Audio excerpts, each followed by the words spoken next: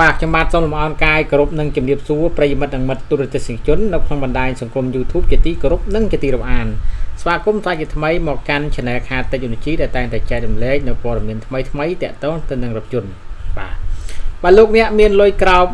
$30,000តើលោកអ្នកបាទចង់ទិញរថយន្តអគ្គិសនីមួយណាដែរបាទសម្រាប់រថយន្តអគ្គិសនីបច្ចុប្បន្ននេះគឺមានការវាយលុកយ៉ាងខ្លាំងជាពិសេសគឺប្រទេសចិនតែម្ដងបាទហើយប្រទេសចិនគឺជាក្រុមហ៊ុនបាទដែលផលិតនៅរថយន្តអគ្គិសនីនេះធំបាទមាន BYD មាន AI Auto បាទ GAC បាទនិងបណ្ដារថយន្តផ្សេងទៀតជាច្រើនបាទ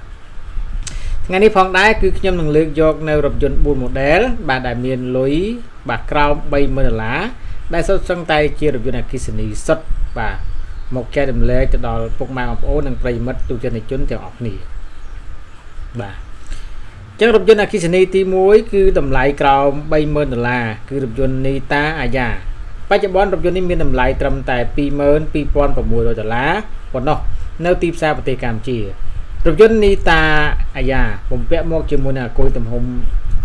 40.7 kW ម៉ោងដែលអាចសាកថ្មមួយពេញអាចបើកបរបានចម្ងាយ401 km គិតតាមស្តង់ដារវាស់ល្បឿនគឺ CLTCរថយន្តនេះបំពាក់មកជាមួយនឹងអេក្រង់កំសាន្តទំហំ 14.6 អ៊ីនដំណើរការដោយប្រព័ន្ធ Android OS អាចដាក់ SIM 4G បាននិងភ្ជាប់មកជាមួយនឹងប្រព័ន្ធសោឆ្លាតវៃបាទនេះតាអាយ៉ាក៏មានការធានា 20,000 គីឡូម៉ែត្រឬក៏10ឆ្នាំទៅលើតួរថយន្តនិង 16,000 គីឡូម៉ែត្រឬ 8 ឆ្នាំទៅលើថ្មនិងម៉ូទ័ររថយន្តផងដែរអូខេអញ្ចឹងខ្ញុំចង់បញ្ជាក់កន្លែងនេះបន្តិចណាបញ្ជាក់កន្លែង8ឆ្នាំធានាទៅលើថ្មនិងម៉ូទ័ររថយន្តផងបាទអញ្ចឹងហេតុអីបានជាគេធានាទៅលើថ្មហើយនិងម៉ូទ័រតែ8ឆ្នាំបាទអញ្ចឹងអានេះគឺបងប្អូនដែលគាត់បានសិក្សាខាងវិស្វកររថយន្ត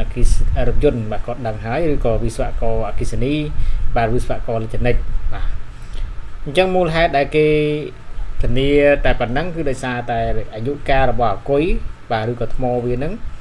បាទវាមានរយៈកាលតែខ្ទង់ចន្លោះពី10ឆ្នាំបាទឬក៏10ឆ្នាំជាងនឹងឯងបាទអញ្ចឹងវាត្រូវខូចហើយណាបងប្អូនបាទអញ្ចឹងហើយបានគេបាទធានាប៉ុណ្ណឹងបាទអូខេចូលដល់រថយន្តទី2បាទរថយន្តទី2គឺតម្លៃក្រោម$30,000គឺរថយន្ត BYD Auto 2បាទរថយន្តនេះប្រើប្រាស់អគុយទំហំ 45.1 kW ម៉ោងសាកថ្មមួយពេញអាចបើកបរបានចម្ងាយ401 km រថយន្តនេះត្រូវបានផលិតឡើងដោយឈរទៅលើប្រព័ន្ធសាកបាទ C បាទទៅលើប្រព័ន្ធសាក C E platform 3.0 ហើយរថយន្តនេះមានបណ្ដោយប្រវែងគឺ4,310 មីលីម៉ែត្រទទឹង 1,830 មីលីម៉ែត្រកម្ពស់គឺ 1,675 មីលីម៉ែត្រនិងកម្រាលពីកង់មុខទៅកង់ក្រោយប្រវែង 2,920 មីលីម៉ែត្របច្ចុប្បន្នរថយន្តនេះកំពុងដាក់លក់ក្នុងតម្លៃ$22,300ជាមួយនឹងការធានារយៈពេល8ឆ្នាំនិង16 គីឡូម៉ែត្រ 16,000 គីឡូម៉ែត្របាទអញ្ចឹងនេះគឺរថយន្ត BYD Atto 2បាទ Atto 2នេះគឺទើបតែសម្ពោធថ្មីនៅក្នុងប្រទេសកម្ពុជាផងដែរចូលដល់រថយន្តអគ្គិសនីទី3តម្លៃក្រោម$30,000គឺរថយន្តបាទបៅឈុនបាទ YEP Plus បាទរថយន្តនេះប្រើប្រាស់អគុយទំហំ 41.9 kW ម៉ោងដែលអាចសាកថ្មពេញម្ដងអាចបើកបានចម្ងាយ401 km គិតតាមស្តង់ដារវាស់ល្បឿនគឺ CLTC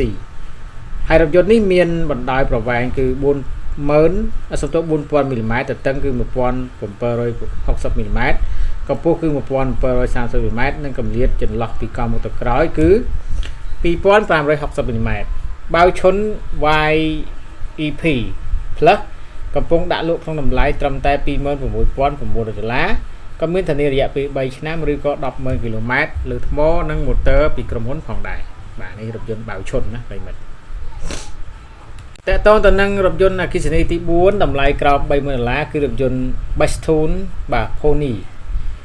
រថយន្តដ៏ cute មួយនេះបាទកំពុងដាក់លក់ក្នុងតម្លៃគឺត្រឹមតែ$8,888បាទ$8,888បាទដល់10000ទេ ហើយវានេះប្រើប្រាស់អាគុយទំហំ 13.9 kW ម៉ោងដែលសាកថ្មពេញម្ដងអាចបើកបរបានចម្ងាយគឺ 170 km គិតតាមស្តង់ដារវាស់ល្បឿនគឺ CLTC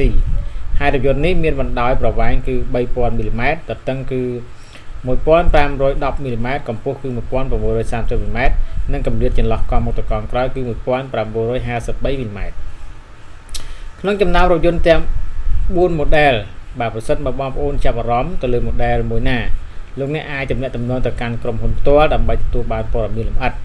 បាទអញ្ចឹងលោកអ្នកអាចធ្វើការទៅដល់កន្លែងឬក៏ទៅដល់ showroom តែម្ដងដើម្បីមើលរថយន្តផ្ទាល់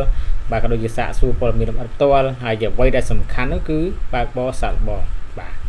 អញ្ចឹងតកតងទៅនឹងតម្លៃរថយន្ត4 model ដែលមានតម្លៃក្រោម $30,000 ដែលខ្ញុំបានជម្រាបជូនទៅដល់ប្រិយមិត្តមិត្តទូទាំងជនបាទនៅគណៈពេលនេះសន្មតថាចប់ហើយបើសិនជាមានចម្ងល់ឬក៏ចង់នឹងព័ត៌មានបន្ថែមលោកអ្នកអាចធ្វើការទៅកាន់បាទ showroom ឬក៏ទៅក្រុមហ៊ុនផ្ទាល់តែម្ដងដើម្បីសាកសួរព័ត៌មានលម្អិតបាទហើយនឹងទស្សនារថយន្តផ្ទាល់បាទហើយក៏ដូចជាបើកបរសាកល្បងផងដែរជាចុងក្រោយកុំភ្លេចចូលរួមក្រុមបាប់ចរាចរណ៍ផ្លូវគោកនៅក្នុងវិជាណាចក្រកម្ពុជាបានគ្រប់គ្នាបាទស្រវឹងកំបើកបរបើកបរកុំពិសាគ្រឿងស្រវឹងបាទបើកបរដែលមានភាពរលូននិងអធិស្ឋានគ្នាទៅវិញទៅមកបាទសូមអរគុណសូមគោរពលា